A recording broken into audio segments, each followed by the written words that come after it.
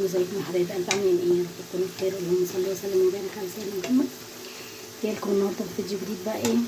بحمر بطاطس.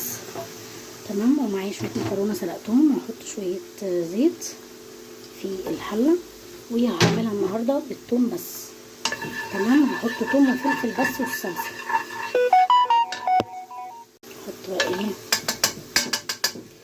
الثوم والفلفل. تمام. حطيت الثوم والفلفلين، وهحط شويه صلصه. تمام. والطاسه ديت هقلي فيها البانيه بتاعتي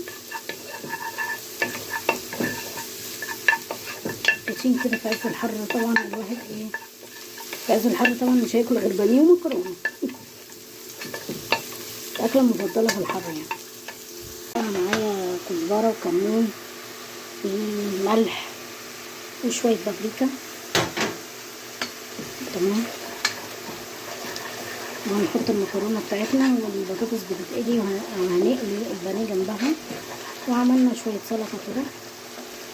المكرونه الجميله اهي بالصلصه الجميله. بقلي البانيه اهو. تمام. والبطاطس بتتحمر. طبعا الوقفه في المطبخ في الحر دي ايه؟ سلق.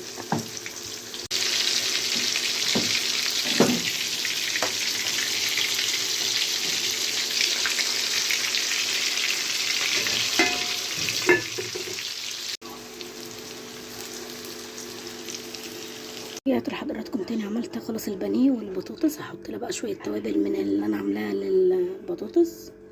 هنزل لكم طريقتها ان شاء الله ديت. والسلطه ومعايا المكرونه.